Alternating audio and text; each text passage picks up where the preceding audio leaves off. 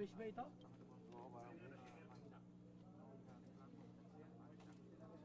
Fish pala yan?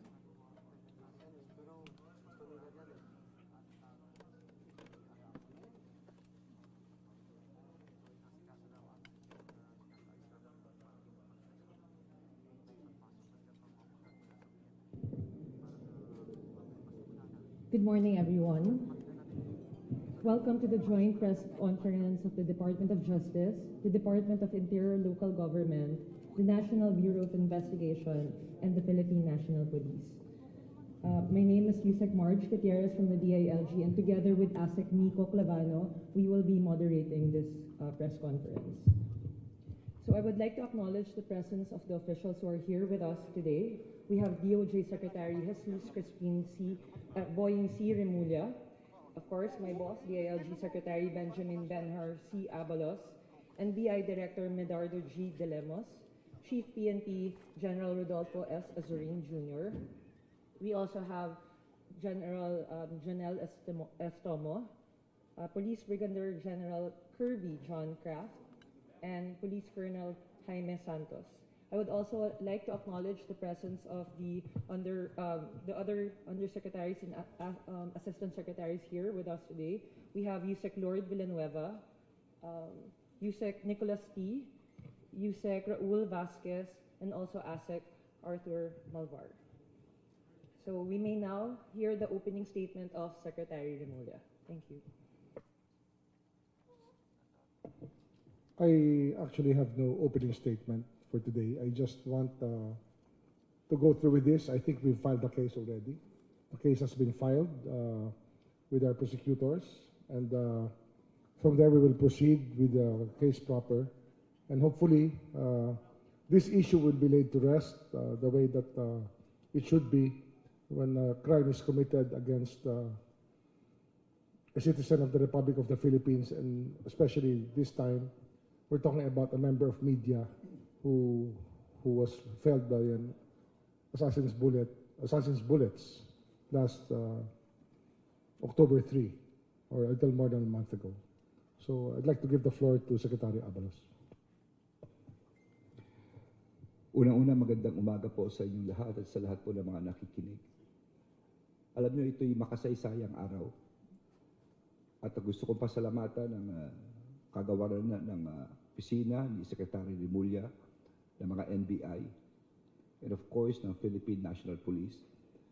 Siguro, iilan lamang ito sa iilang kaso na kung saan talagang nagtulungan ang NBI at ang PNP para talagang resolbahin ang kasong ito. Ito po'y pinag-aralan maigi, lahat ng mga testigong dapat kausapin, kinausap. At on the record, I would say that this is one of the fastest na sumurrender itong gunman. I think it's less than 2 weeks nung siya sumurrender dahil nga siya natakot sa buhay niya dahil doon sa cash reward na in-offer natin. From then on, ang daming nangyari. Pero isang pinangako natin ng ating Pangulo na ito'y mariresolba at yung po ang gagawin ngayon. So mamaya po, sabihin na lang po sa press conference, inanarate po ito ng ating spokesperson dito. Yun na po ang magiging statement namin. At bilang panghuli, kami po muli ay nakikiramay. Sa mga susunod pa, o kung may problema kayo, huwag kayong mag-alala. Andito ang Philippine National Police. Andito ang National Bureau of Investigation. Ang DOJ, ang DILG, sama-sama po tayo parati. Magandang umaga po sa inyo lahat.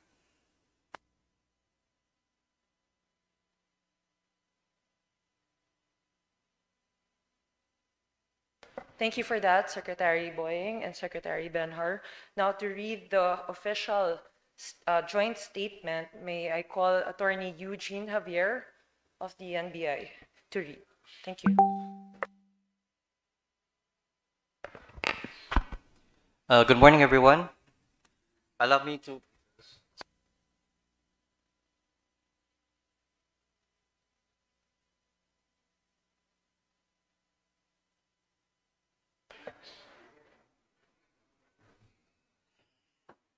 Sir? Good morning, everyone. Allow me to deliver a brief, not so brief statement. From the very beginning, the tragic shooting of Percy Lapid indicated that it was part of a larger scheme stemming from a deeper motive. As will be described and detailed in this report, what was discovered from the in-depth investigation of Mr. Lapid's death was the unfortunate transformation of a pillar of justice, the correction pillar, into a deep, large-scale, and systematic criminal organization. Thus, this presentation will show that a criminal organization exists and is embedded within a government office, and that office is none other than the Bureau of Corrections, which controls what the United Nations Office on Crime and Drugs describes as the biggest mega prison in the world. Percival Caragbabasa was born on March 14, 1959. He is better known as Percy Lapid. Mr. Lapid was a journalist by profession and known for his hard-hitting and straightforward style. On October 3, 2022, at 8:30 p.m., Mr. Lapid was shot and killed on Aria Street, Santa Cecilia Village in Las Piñas City. He was driving his black Toyota Innova from his house to the studio when two persons riding a motorcycle in tandem situated themselves beside his car and fired 3 bullets, causing his instantaneous death. The two persons then fled towards Alabang Zapote Road. On October 6, 2022, Secretary Benhur Abalos offered a reward of 500,000 pesos for anyone who would provide crucial information that would lead to the arrest of Mr. Lapid's killers. Alex Lopez then vowed to give another 1 million pesos as reward money. On October 9, 2022, Speaker Martin Romualdez announced that several congressmen jointly contributed 5 million pesos to the reward, which then stood at 6,500,000 pesos. Several pictures of the gunman were published by media and online, and the manhunt began. It was on October 17, 2022, that the gunman, by the name of Joel Escorial, surrendered to the police as he feared for his life, given the reward out and the publicity of the case. He surrendered himself together with a gun that he used to kill Mr. Lapid. After a ballistics analysis was performed, it was determined that indeed it was the same gun that was used in the killing. After questioning, Joel Escorial revealed that a certain June Villamor had contacted and contracted him to execute the orders to kill Percy Lapid. He revealed that there was one person from the New Bilibid Prison, or NBP, and another from the Bureau of Jail Management and Penology, BJMP, as part of the conspiracy to kill Percy Lapid. In an effort to secure June Villamor within the NBP, the investigators requested NBP, but instead faced resistance, subterfuge, excuses, and all kinds of rebuffs so that NBP officials could avoid the delivery of the inmate to their custody. In fact, on October 17, 2022, the PNP already communicated with certain Bucor officials to secure the co-conspirator to their custody. The Bucor officials denied that there was anyone by that name within their facility. On October 18, 2022, the PNP filed charges against Joel Escorial and other co-conspirators, including June Villamor, making the existence of the co-conspirator a public record. Still, the Bucor remained silent. Later that same day, the chief of the Southern District Police Station of Las Piñas, Police Colonel Jimmy Santos, who heads the Special Investigation Task Group for the Percy Lapid slay, proceeded to NBP to secure the co-conspirator. Again, he was met with much resistance, despite the information already having been made public. The receiving Bucor officials hesitated to even touch the request letter, indicating that they would be killed if they entertained such a request. They stamped the request letter and handed back the original copy. Police Colonel Santos knew at that moment they would not act at all on that request. On October 19, 2022, another team from the PNP requested for the custody of the co-conspirator within NBP, and the same was again denied. It was only on October 20th, 2022, that Bucor officials admitted that the inmate pointed to by Joel Escorial, namely June Villamor, was already dead. Police Colonel Jimmy Santos then proceeded to Eastern Funeral Services to find the body of the co-conspirator. He took a picture of the remains and sent the same to those police in custody of Joel Escorial. Joel then identified and validated that the person was indeed June Villamor, the person who had given him instructions to kill Percy Lapid. The sequence of events implies that the conspirators planned all along to silence June Villamor and cover up the crime, perhaps even before Joel Escorial's surrender. It was after this revelation that the President of the Republic, Ferdinand Romualdez Marcos Jr., gave his order to Secretary Remulla to preventively suspend Director General Gerald Bantag while there was an ongoing investigation. This came after the President was appraised of the situation and made fully aware of the facts revolving around the death of the journalist. He then instructed for General Gregorio Pio Catapang Jr. to be designated as Acting Director General of the Bureau of Corrections. When the order of the President was effected on October 21, 2022, and Director General Bantag was suspended, and General Catapang Jr. stepped in on October 24, 2022, the latter immediately suspended all of Director General Bantag's people. It was found that DG Bantag's people were from BJMP. They were absorbed from BJMP into Bucor and were given very high ranks despite their low ranks in BJMP. This violates Item 15 of Civil Service Commission Memorandum Circular No. 3, Series of 2001, which prohibits the promotion of an employee to a position more than 3 salary grades above his or her former position. On the very same day, the sister of the deceased co-conspirator, June Villamor, surfaced and sought help from Senator Raffy Tulfo. Since the senator was in Geneva at this time, it was his brother, Secretary Erwin Tulfo, who took custody of the sister and brought her to the Department of Justice for her to share the information that she had. Upon arrival at the department, she met with Secretary Remulla to share Facebook Messenger messages she exchanged with her deceased brother before he died. She showed messages sent to her at exactly 11:59 a.m. of October 18, 2022. In those messages, it was revealed to her by her deceased brother that if he were to die, the following gangs and persons would be behind it: Commander Alvin Labra of the Batang City Jail Gang, Commander Alfie Peña Redonda of the Happy Go Lucky Gang, and Commander Aldrin Galicia of Sputnik Gang. This declaration may be considered as a dying declaration of the late June Villamor.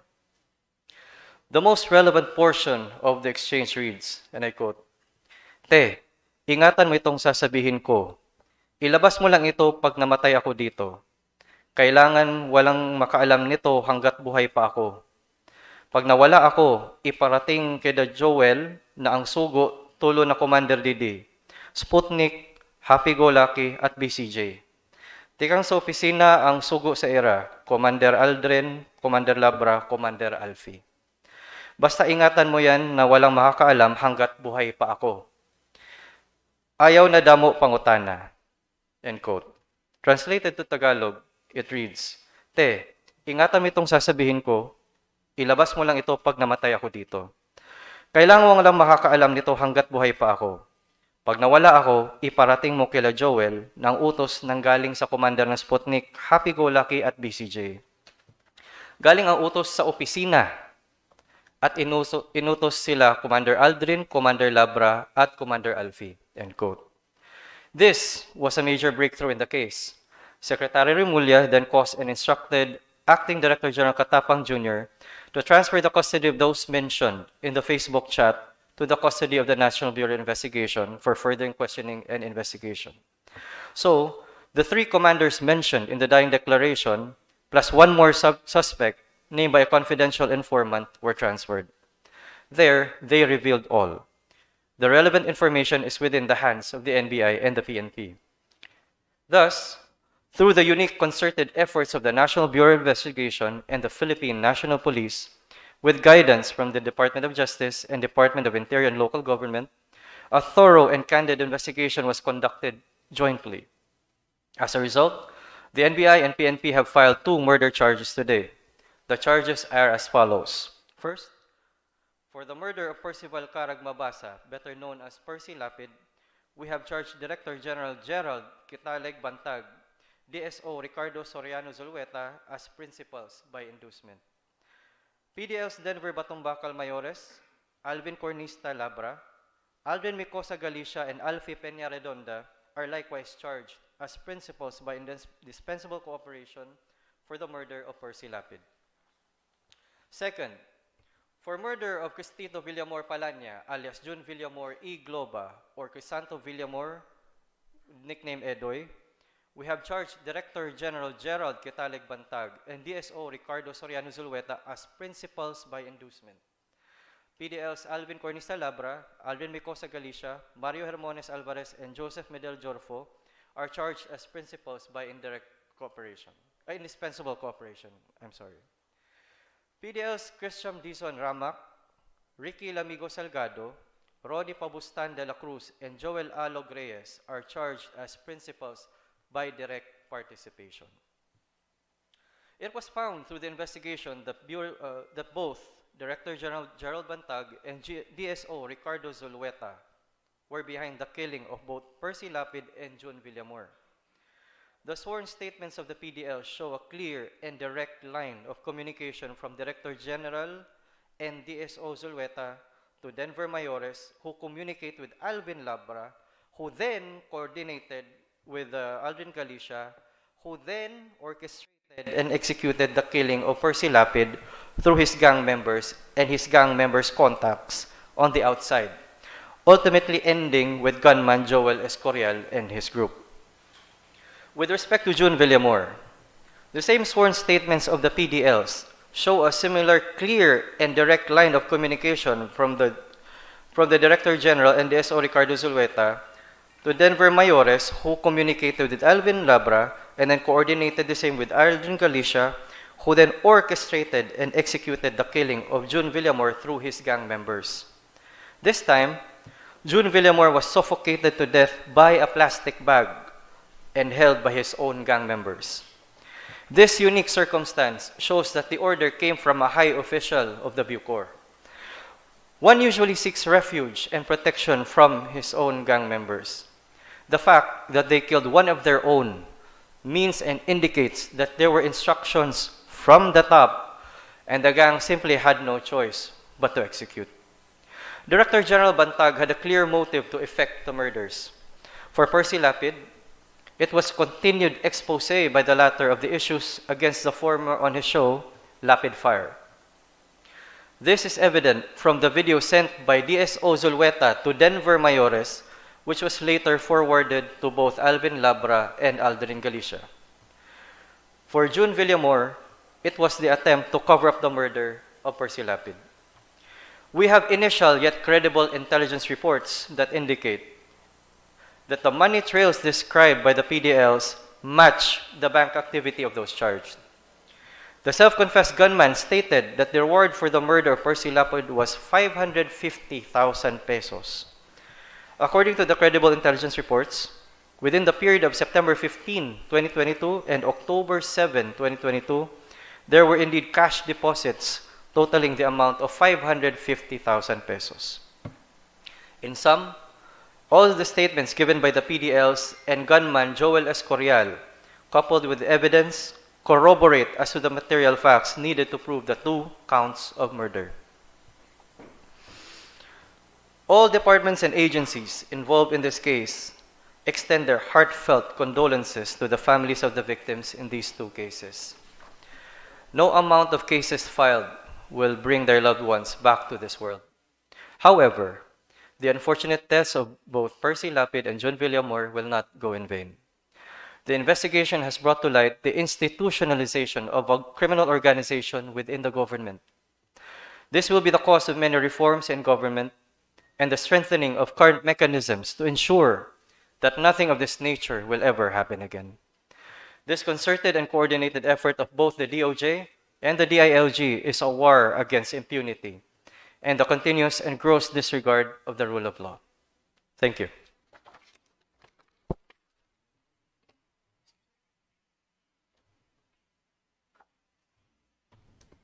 Thank you for that, sir. We'll now open the floor for questions. I will now turn over the mic to ASEC Nico.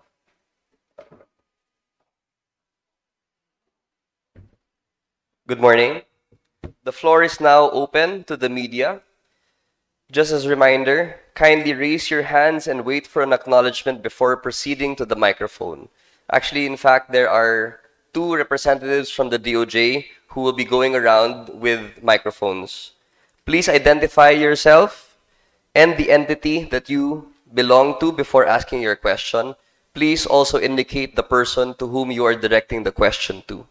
You are allowed 1 question and 1 follow-up to also accommodate the others. Thank you. We're open for questions. Yeah. Hi, good morning. Nico Bawa from ABS-CBN News. I'd like to know if there was a clear link from Bantag to the commanders about the order to kill Lapid and Villamor.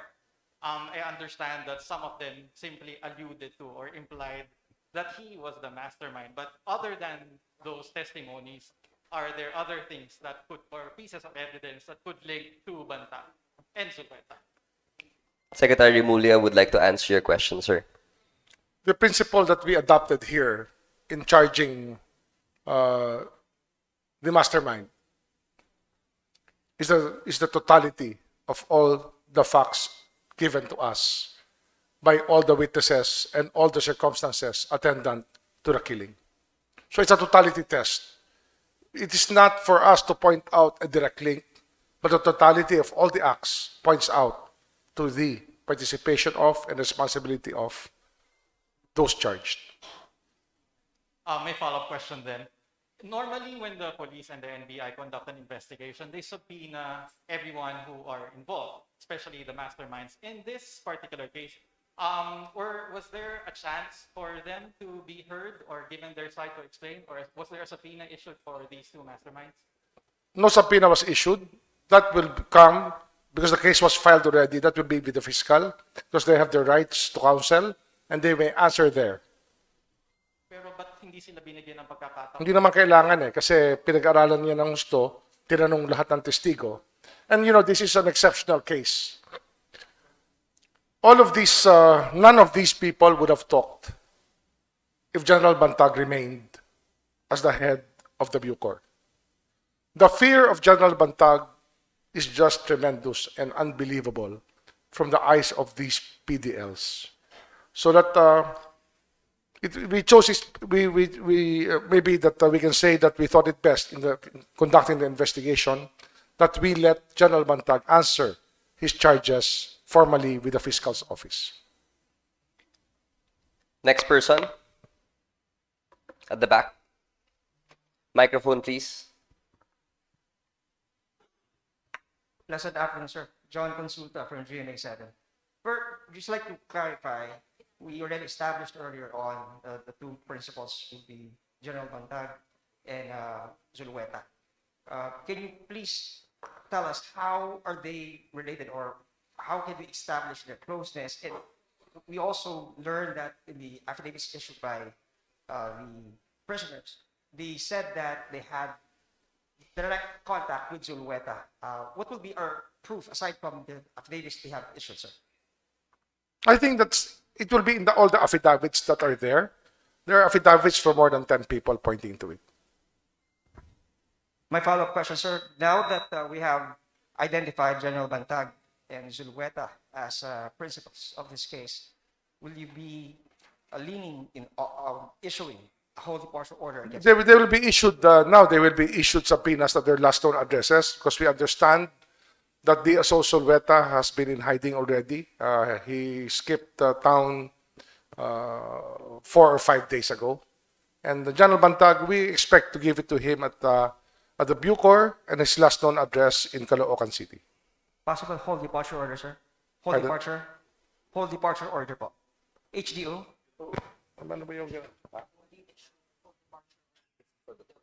Well, we will, it's what you call a lookout order. If somebody wants to leave the country, it's a lookout order that we issue, and I think that's the way that the law is enforced in our country. Next person. Thank you. To the left. Cecil Morelia, sir, of the French News Agency. You portrayed Mr. Bantag's group as a criminal organization. Could you tell us what other crimes did they commit? And I'm particularly interested in whether they had any role in the killing of the PDLs who testified against former Senator De Lima.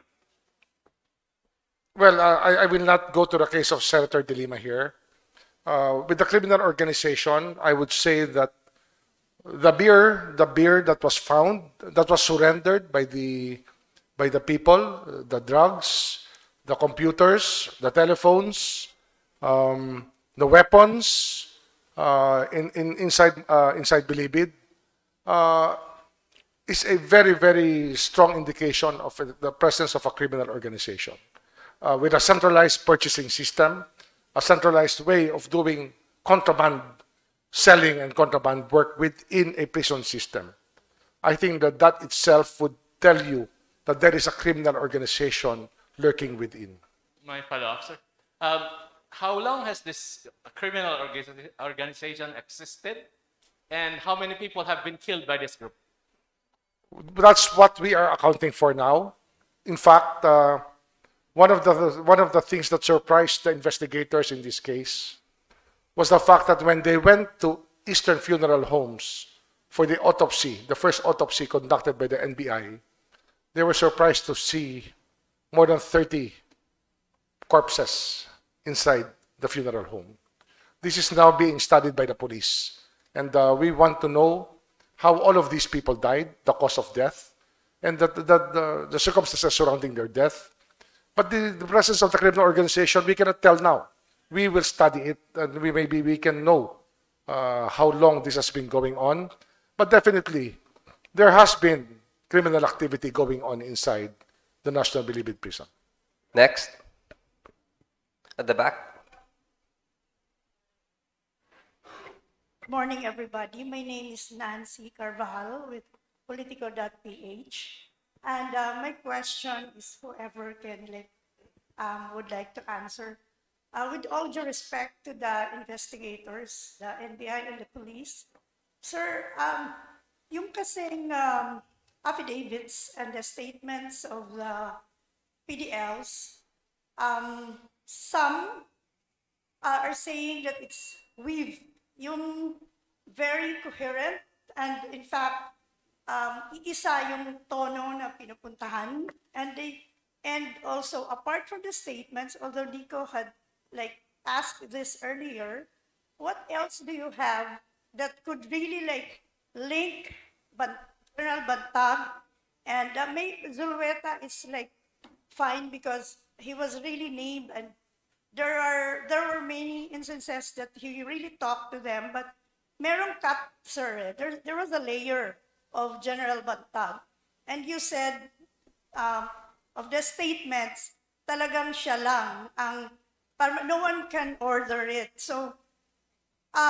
if no one can order apart from Bantag, sino pa yung, would you say na meron pa bang sa taas o ni Bantag? Kasi marami rin namang, remember, merong 160 people na they feel slighted of Percy Lapid and broadcasts. Tapos, the second question would be the allegations of graft and corruption of Bantag, sir. Nasama ba yun sa investigation as motive ng pagpatay? Well, I only have one answer to what you said. No, it's the totality of all the statements. I think that we have to stick to that because it is the truth. It is the totality of everything. Apart, sorry sir, medyo makulit na talaga ako. Yung apart from the totality, we heard that, yung statement. And I'm going to repeat it again. It's the totality. Just that. Totality, yes. Just yes, that. yes. No other physical evidence na. Just well, we will. There are still things that we have to ask. We're 95% closed, but there's 5% that we want to find out about this. Thank you so much. Next. And congratulations. Yes, Jairo. Kay, good morning. Jairo Bulyedo from Rappler. I only have one question because natanong na po yung sa higher up. General Bantag already said na hindi siya magpapakulong. Meron pa siyang non-verbatim po na word na parang magkamatayan na lang daw po ng gobyernong ito. Ano po yung mga measures na gagawin natin aside from the HTO para ma-ensure natin na magiging accountable si Director General Bantag for this crime, alleged crime? Thank you. We will furnish him documents that he can defend himself with, so that he can be informed of all the charges against him and all the testimonies against him, so he can answer intelligibly. We will give him due process. He will have the right to counsel, as all people are entitled to the right to counsel. Besides that, all of these words are not within our grasp. Kami ho rito, law enforcement po ang iniisip namin. Hindi ho kami nag-iisip ng iba. Pinapatupad lang po namin ang batas. Wala ho kami ibang motibo rito. Kung ano pong mangyari na sa proseso, alam naman natin, may proseso po ito. May karapatan ng isa para sagutin ang bintang sa kanya. Kung ano ang maging desisyon, kailangan ipapatupad po namin ito. At andyan po ang NBI at PNP para ipatupad ang magiging desisyon po dito sa kaso. Next. Hi, sirs. Linawin lang po namin yung motibo sa pagpatay kay Percy Lapid. Kung ano po yung, kumbaga, malinaw na motibo doon po sa pagbabanat po niya. Sinabi na namin, nung unang simula pa lang, nung inuutos pa lang, pinadala na yung video sa mga.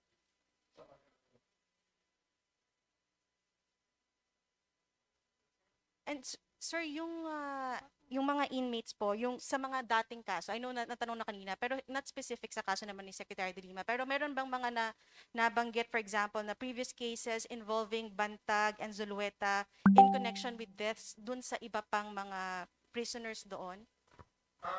Yan po, susuriin din natin tuloy. Kasi nga, marami akong tanong na lumabas. Kasi marami akong nagsasalita ngayon na hindi nagsasalita natin. Marami akong informasyon na pumapasok habang tayo po natin dito. Hindi mo na uubos ang informasyon na pumapasok sa amin kung gusto na nangyayari sa loob po natin. Next. Yes, good morning. I'm Donna Pasibugan from Inquirer. So, talking about due process, so how does the presence of the DOJ, no less than the Secretary, how will it affect the process now, considering that it will still undergo preliminary investigation? Does this mean that this will automatically be filed in court? Charges filed in court? This would be evaluated by the prosecutors. I couldn't find the word of prosecutors. But probably more important is the fact that it will report remember, the points will be the ones decide. The prosecutor's job is really executive function and not judicial. Pero kasi iniisip natin minsan, ang PI is like a judicial process, not an executive process. That has to be done.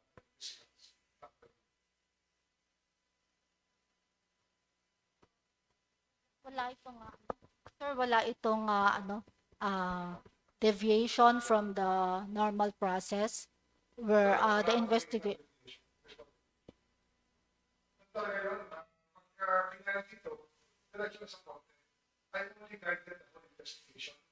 Just to ensure that the Bureau and the FBI were in close contact and the police were in close contact. That is the role that we play. It's a leadership role that we play as secretaries of the Secretary of Justice. Sigurado natin maagad po lahat na makinagay ng gobyerno for public interest. Okay, we'll be entertaining two more representatives of the media. First, yes, sir. Yes, Mike. Sir, Benjamin Pultapov sa Philippine News Agency. Sir, tatluhin ko na yung tanong. First question is, would you like to reply to the insinuations made by General Bantag that efforts were made to oust him as early as August this year? Tapos, second question ko, sir, yung seemingly contradicting autopsy reports, will they both be included in the investigation, or will one be excluded in the? Yes, sir. Yes, sir. Yung conflict lang, sir.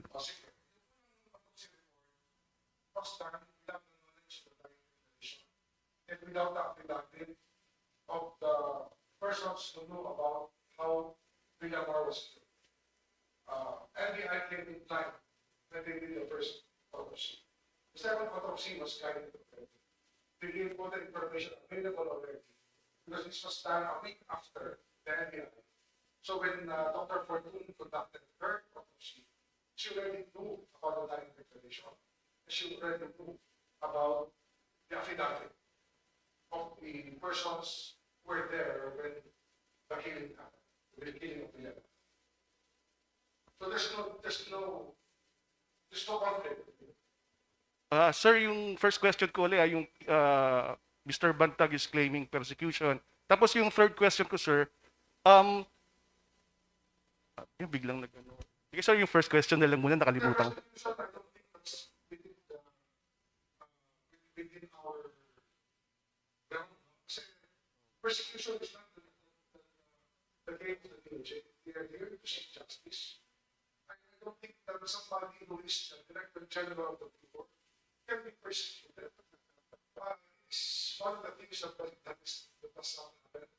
And if you look at it, he will probably be the highest official of this land ever charged with a case of this kind.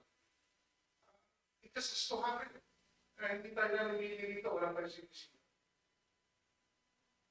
Last question. Sir, sa DCRS po si Boy Gonzales, paano natin mapipigilan lumabas ng bansa kung lookout bulletin lamang kung wala tayong hold departure order? At isa pa po,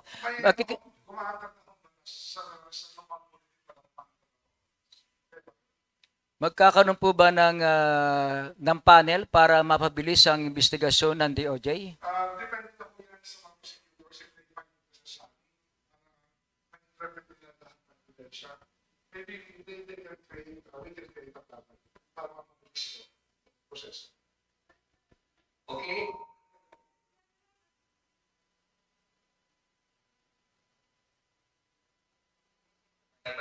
Thank you. Sky General Azurin po and Director De Lemos. Where is General Bantag and Superintendent Ricardo Zulueta as of now? Where are they? I mean,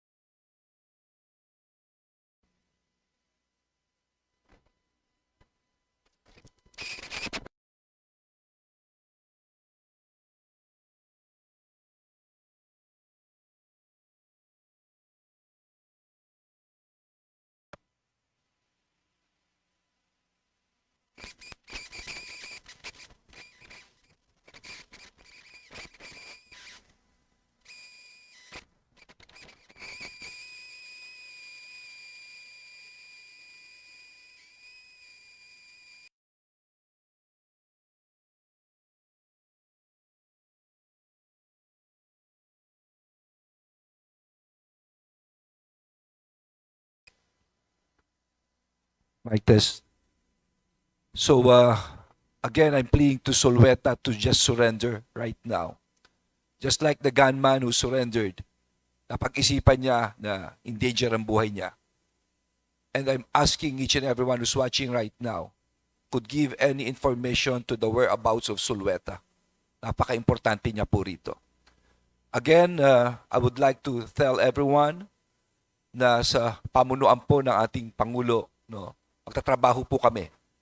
Hindi ho biro ito, yung mga dinimanda rito, pero we have to look at the evidence objectively. Kaya ito ho, ang Department of Justice, ang DILG, ang PNP, ang NBI, from now on, parati ho kami magsasama to always resolve on cases. Magandang umaga po sa inyo lahat. Well, I was asked to be here today to address everybody about this investigation. I think that the resolution of this case with regards to the investigation came at a very good pace because of the cooperation of the police and the NBI. Their professionalism was something to behold. I think that we can put our faith back to our law enforcement people, and that I'd like to ask Sulweta and DG Bantag to surrender and to face the charges. If they are innocent, the law will uphold them. If they're guilty, then they will have to face the consequence. Ganun lang ho talaga ang ang sitwasyon ngayon eh. Mahirap talaga to fall from grace, especially from a very high perch. May sinasabi nga ng iba, yung impunity nito kakaiba. Kasi nagbubukas pa lang ang mga facts na nangyari sa loob ng Muntinlupa, sa Bilibid. Ngayon marami nagtatanong sa amin tungkol hindi lang nga sa alak, tsaka sa drugs na nasa loob. Marami pa tinatanong sa amin, ano ba yung nangyari sa mga drug lord na namatay? 18 drug lord ang namatay within a span of 75 days. All of COVID and cremated right after. Marami ho talaga mga krimen pa na ating kung kailangan tingnan or allegations of crimes. And the criminal activity inside has to stop.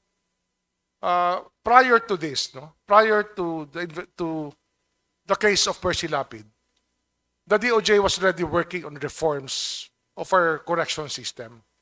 Kasi nga, it is the biggest mega prison in the world. It is not easy to manage. Pangalawa,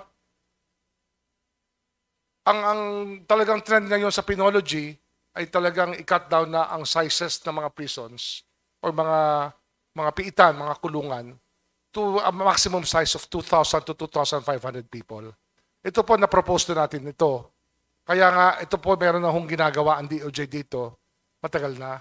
Kasi ito nga ang produkto ito talaga ang problema na na-identify na nung araw pa. So, we have to move on from this. We have to learn our lessons from this. Kinakailangan matutunan natin na hindi na dapat ginagawa ito o nangyayari ito. We do not accept it as a matter of fact or a matter of course that it will happen inside Bilibid. We have to endeavor to change it. Marami na sining ginawa tungkol dito, marami ng chismis, marami ng alingaw-ngaw tungkol sa nangyayari sa loob ng Bilibid. Ngayon, na sinasagot namin ng tanong, ba't marami pa rin tanong? Mas marami kayong tinatanong sa amin. Things that you took as a matter of fact before, ngayong hinarap namin sa inyo, parang hirap tanggapin. Pero yun po yung katotohanan eh. Mahirap tanggapin ang katotohanan. Pero yun po ang totoo. Wala ho kami mapapala rito mag-invento ng uusigin. We will not invent, we do not want to persecute anybody. Believe me, wala ho tayong gustong apihin dito. Nilalabas lang namin ang pruweba na ibinigay sa amin ng mga tao na sasalita na may kaalaman sa mga pangyayari sa loob ng bilangguan. Tanggapin natin po na ganun ho talaga. Mahirap tanggapin ang katotohanan. And this is the truth. We have no motive here but to unmask the truth so that justice may be done. Maraming salamat po. Thank you very much. With that, we end the joint press conference of the DOJ, DILG, NBI, and DNP. We would like to thank everyone who's raised the event. A good day to you all.